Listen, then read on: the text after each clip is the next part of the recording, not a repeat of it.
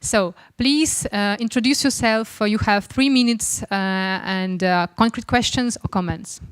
And my colleague Paola will help you to give me a microphone. Please. Thank you very much. My name is Alex. I'm based in Washington. I'm a journalist.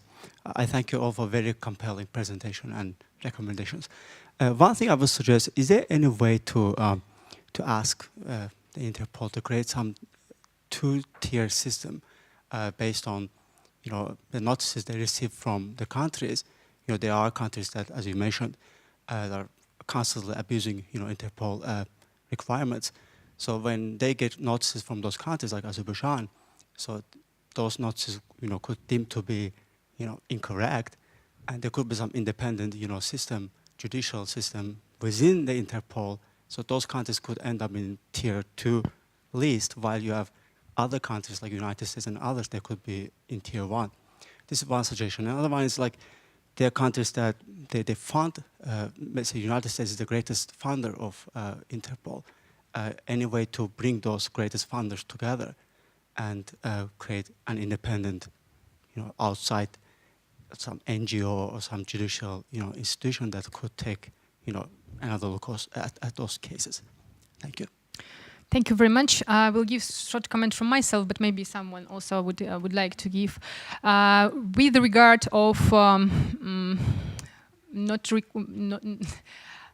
react on unsafe country or non-democratic country, the problem is that Interpol actually has the members which are most of them undemocratic countries. So, and it's important for the governments somehow to cooperate, and mutual cooperation will exist. So we are trying to move reform, but and we try to support Interpol, but we are not, how to say it, we try to be realistic.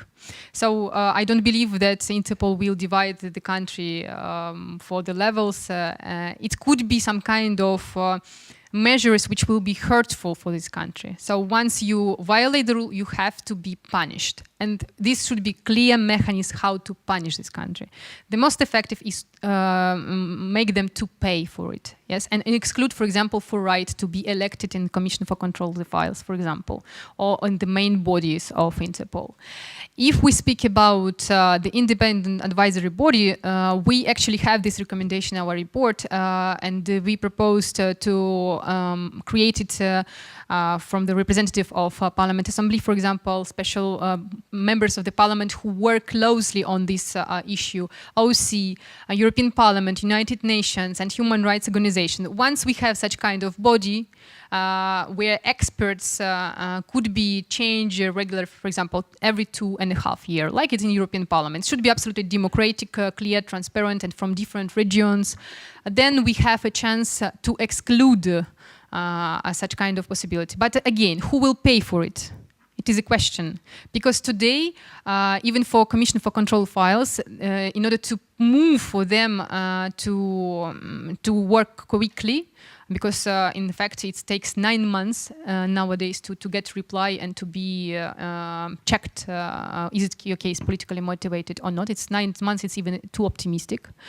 But someone has to pay for it. That's why it's crucial to have this compensation fund and to punish the government who actually abuse. And I think Turkey will be the country who has to pay a lot for all of the abuses. The same like as Russia and Kazakhstan, but Turkey is #1, I think, nowadays. Anyone comments? Yes. I think dividing countries into countries, high-risk countries and democratic countries in this kind of structure like the Interpol is not possible. I mean, it's exactly the same like with the United Nations. We have, after 60 years of the organizations, we have Saudi Arabia chairing the Human Rights Committee, and we cannot really do anything about it. And it's exactly the same story. And actually, I remember we were in Strasbourg at the Interpol's conference in 2015. We have the same kind of feedback from the officials. Even though there is a lot of understanding, it's like in the United Nations. We have so many countries with many of them. We have to deal diplomatically in a very delicate way. and you cannot really expect results to come soon.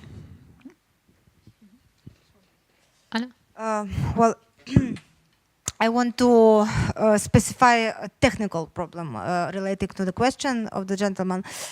So I think Interpol must clarify his rules in order to protect the abuse, protect its decision from the abuses from the members from non-democratic countries. For example, we know that the operational rule of the Commission provides for a possible conflict of interests when a member of Commission is national of a country who is reading an international alert. This member should withdraw from the decision. But until now, we don't know is this a right or obligation of a member. So Interpol should clarify this. If it becomes an obligation of a member, we could speak about more transparency, and we could avoid the malefic role of the member of undemocratic countries in the issuing the decision of Interpol. Thank you. More questions? Please introduce yourself. Yes. Hi, I'm Lynn Davidson from the U.S. delegation, and certainly, like other member states of Interpol, we are against politically motivated manipulation of that system, and we welcome the reforms that have begun. We realize they've just begun. And so my question is the time period enough for you to sense whether these reforms are having an effect? You have identified a number of countries where you see a pattern of past abuse. Is this continuing? Can you sense that Interpol is more closely following cases, and do you see them dropping? We'd be interested, for example, to know whether you are aware of how Interpol is or is not processing cases from Turkey under the circumstances. It's hard to know how to quantify this, but given the pace of arrests in Turkey and the situation in Turkey, do you have any sense of measuring how Interpol is handling that, and whether there are fresh cases that you consider to be politically motivated still coming in and still making their way into the red notice system? And then I would also like to ask, you mentioned concern that there may be countries with too close a conflict of interest that, you know, are part of the Interpol system and even part of the review system of files. And at this point, do you have any concrete sense that indeed they are acting with bias? Are there any clear-cut cases that you can point to, or is this just a concern that you have? Okay, thank you very much. I will speak about results and maybe give the floor about Turkey to our Turkish colleague, maybe shortly present our point of view as Open Dialogue. And conflict interest, I maybe give the floor to Anna. So, if we speak about results, definitely they are.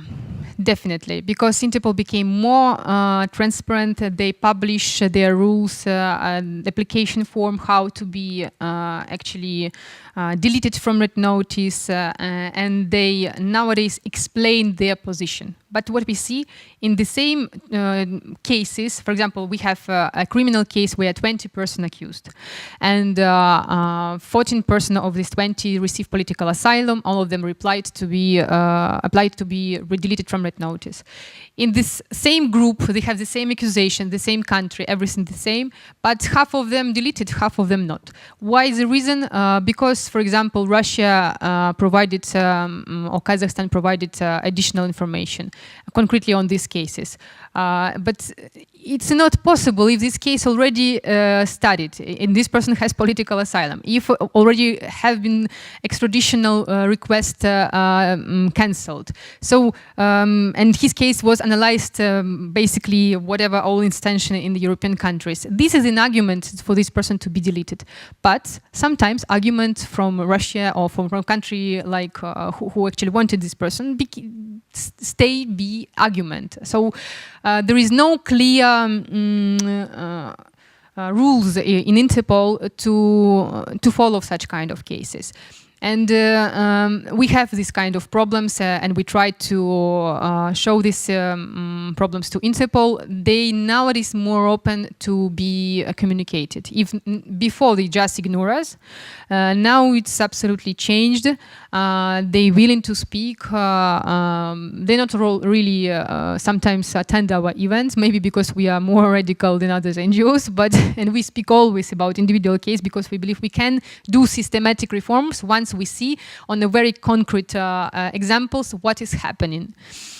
So if we speak also about refugees, not all of the refugees are deleted from red notice. You have to apply. It means that you have to pay for lawyers, or you have to wait for a long time, like it's in our case with our NGO, because we have lawyers who works pro bono, and they have just enormous line to be deleted from all of the person who wish them to be deleted from a red notice. And compensation fund, it's only now discussion, not a reality. And that's why it's a long time. If we speak about Turkey, I'm sure that Commission for Control the Files of Interpol, they don't control situation. They don't control it. Otherwise, we don't have such kind of cases like Mr. Binici. This is our position, and we have to actually find solution. And we're happy that Ms. Merkel, that's really high officials, finally speak about this problem loud. Because this is a really strong support for such organization like we are to move reform forward. Mr. Binici, maybe you would like to add something? In fact, the answer of this question you ask, maybe your country, my country, and some other countries should give the answer, but because we are not the representative of the Interpol, but we are here to make Interpol to be better. So I don't know what Interpol is taking measures about your question, but I think they are already taken because I'm here. I'm here. Hopefully they take more measurements and they do better. Thank you. How to avoid conflict of interest? Well, the first proposal might be to organize contest, not just voting of the future members of the Commission of Files, because, as you know, voting could be related to the lack of information and verification. So, firstly, strong verification of the background of the candidate and contest, not voting.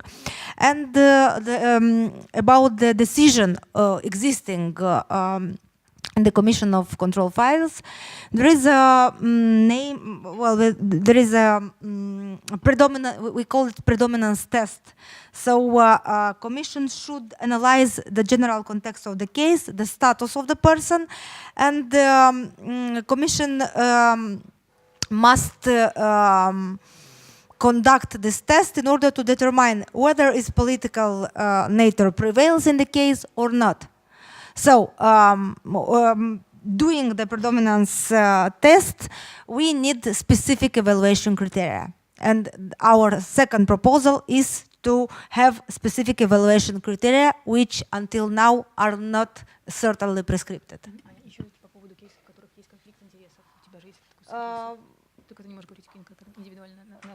Well, as a lawyer, I had in my experience such cases. Well, I will not mention the name of the persons, but I used to defend the oppositioner in Moldova, the persons who were fighting against the regime of the oligarch Plahotniuc, and the person who were forced to leave the country, and now they are in the red notice because of false accusation which are under this unclear criteria. For example, well, I can make an example on my story. I was accused to be a chief of criminal organization group 20 years ago. And my criminal organization group used to murder people. We were doing, or they were doing this under my control. I was 19-year student at the time, 20 years ago. Everybody understands this. It's just simple to look on my age, on my biography. But if such a case will be discussed, will be considered under the Commission of Control Files, when our government will be trying to put me under notice, this criteria is under predominance test. So it's something unbelievable. And it's something related with my occupation, because I used to defend people, especially people from opposition. Or a big oppositioner who was forced to leave the country, who was accused by doing a lot of illegal things. But the most important fact is that this person living abroad now is presenting a lot of information about the illegal action of the person who are working in Interpol. So this investigation I told you about, the disappearance of 13 pages related to Plahotniuk. This person living abroad provides this information. So the Commission of Control Files, when they have to compare who is this person, might he be prosecuted because he is just trying to show the truth. This is, again, about the predominance test. So, if the Commission of Control Files have had the clear criteria of predominance test, we should avoid the conflict of interest. So at the moment, we just can say that in these cases, what we knew, Mr. Perlok is still be active. So we don't know, basically, once Anna's case will be filed, will he participate in this studying of the case or not? This is the answer. He promised to withdraw, but again, we don't know. Is this? He's not obliged. Yes, he's not obliged. That's why we don't know. Will he withdraw or not? We don't know.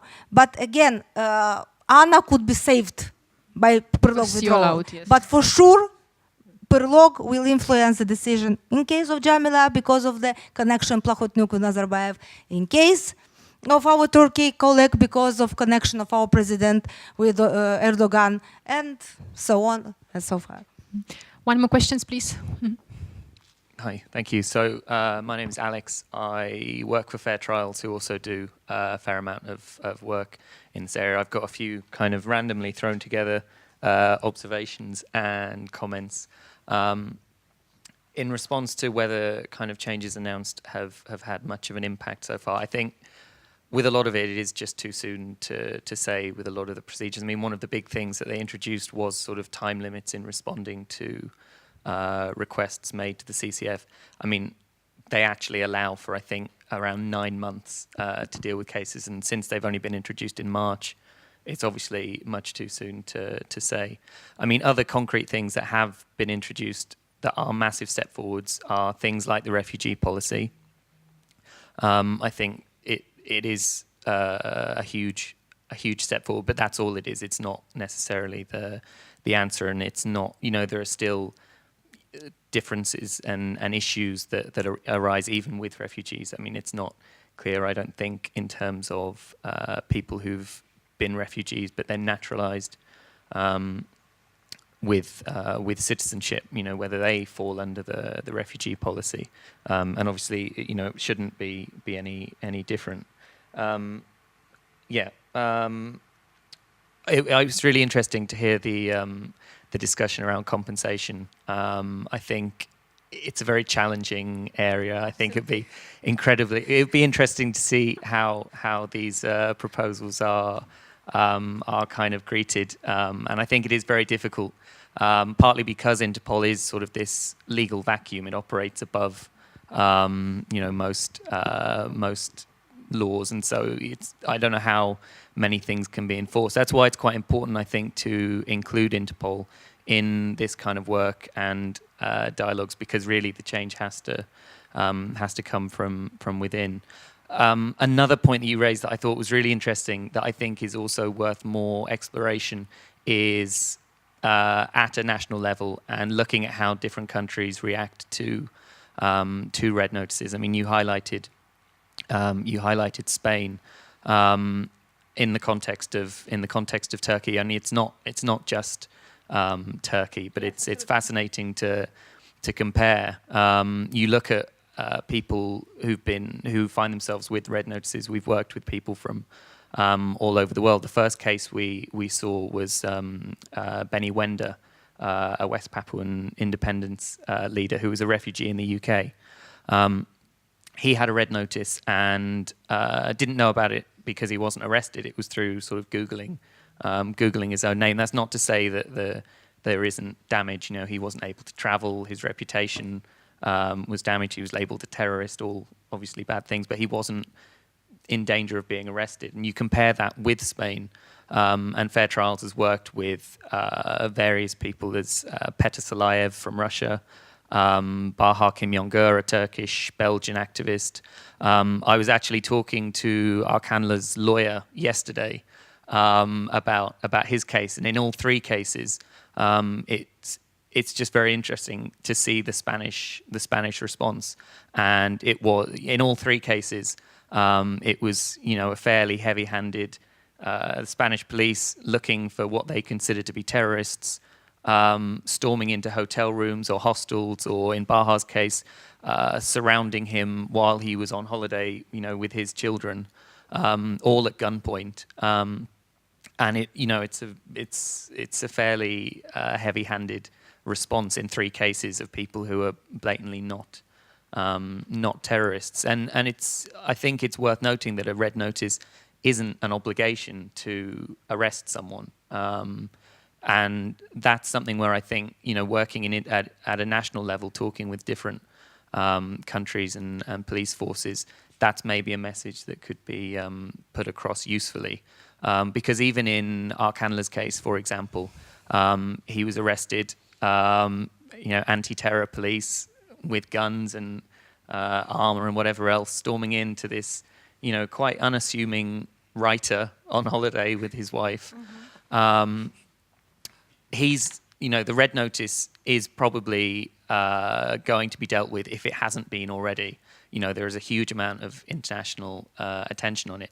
But the damage, to an extent, has already been done, because now he's in the process of extradition proceedings, which will now drag on, I think, for the next 3 months or so. And actually, that could be avoided if the Spanish police didn't look at this request and say, right, okay, let's get the guns out and let's go get them. And I think, yeah, that's something that could be looked at. Thanks. Thank you very much. Actually, we used to have cases, as I said, in case of Kazakhstan or Russia, when person was held in extradition arrest more than 3.5 years, like in case of Mukhtar Ablazov or Tatiana Paraskevich. She spent 2 years for nothing. And this is actually instrument. Why it's so favorite instrument? Because you have to sit in a prison, in a detention place, and you can do nothing, basically. You cannot be released. Please.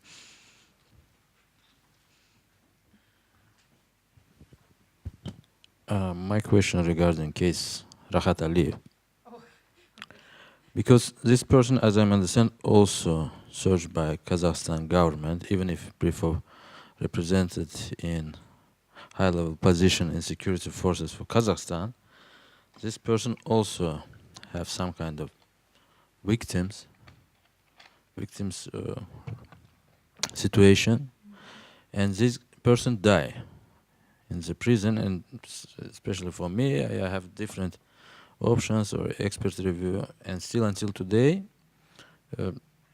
it's not clear what's happened with this person.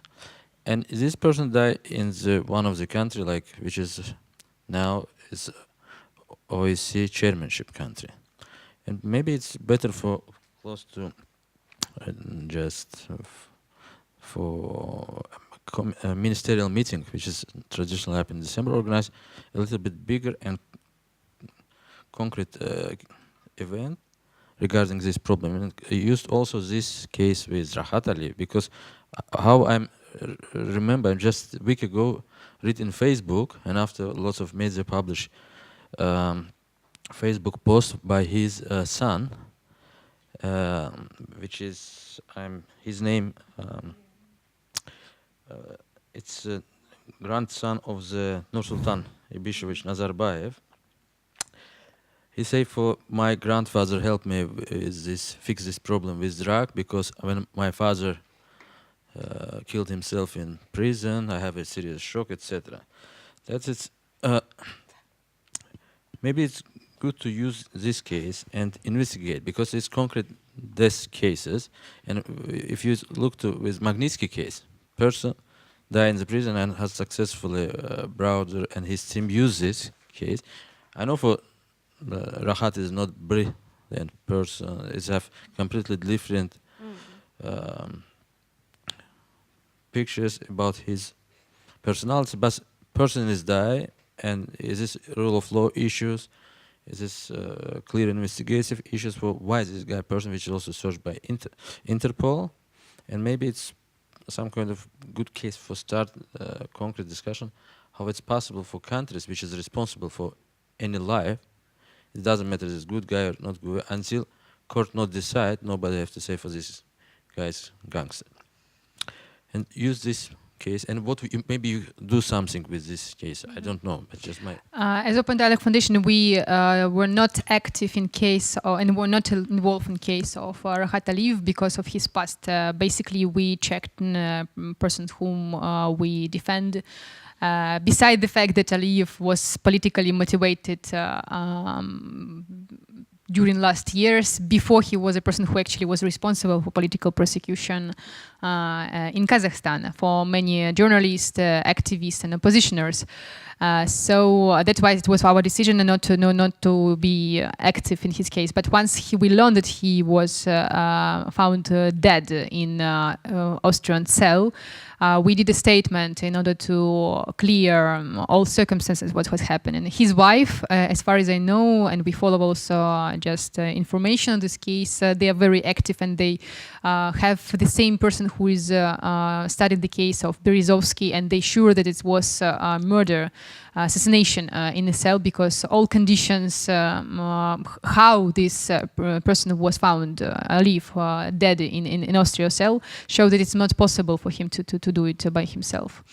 And if we speak about Aliyev, it's quite clear that it was like, you know, revenge from the side of Nazarbayev to show what will be with others once you go against me. So it was family revenge in a very brutal way from our perspective. What could we do? We don't have as NGO sources, you know, to analyze all of such kind of cases. But of course, it's a shame for Austria that they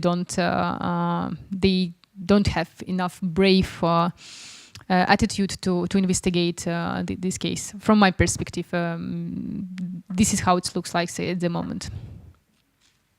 And lack of the investigation is under the. I mean, there is an investigation, but it's closed and it's have a number of doubts. It's not transparent. That's why I speak about in such way. Any more questions? Ну хорошо, выступите. Вы сюда приехали с такого далека. Я недолго, хорошо? Хорошо, я вам помогу. Okay, my English is not good, but I'm trying. I wrote so. I'm Gudaev Zelikhan, political refugee from Belgium. I am accused of 7 murders from Russian Federation. In the period of January, October. In the period, I was accused of 7 murders from Russian Federation in the period of January, October 2003. Although I asked officially asylum political at this time in German, because of international search Interpol by Russia, the famous Belgium magazine, P magazine in Belgium, published at me an article about me, header. Belgium shelter multiple keren political asylum from Chechen criminalen. I became a double political victim from Russian Federation. Fortunately, I was removed from the list of Interpol. But my friend still remains, even in the prison for 4 years. His name is Zarmayev Arbii Shulagov Rizvan. Thank you. Thank you. And just maybe also say that we have with us today not only from Kazakhstan, Moldova, Azerbaijan, Turkey, but also from Chechen representative from Russia, refugees and a victim of abuse of Interpol. So problem is really broad, but we don't stop. We are going forward and we'll try to implement our recommendation and its fights for the next years. Thank you very much. And I'm happy to speak with you also with coffee or some kind of tea. Thank you so much. Thank you. See you.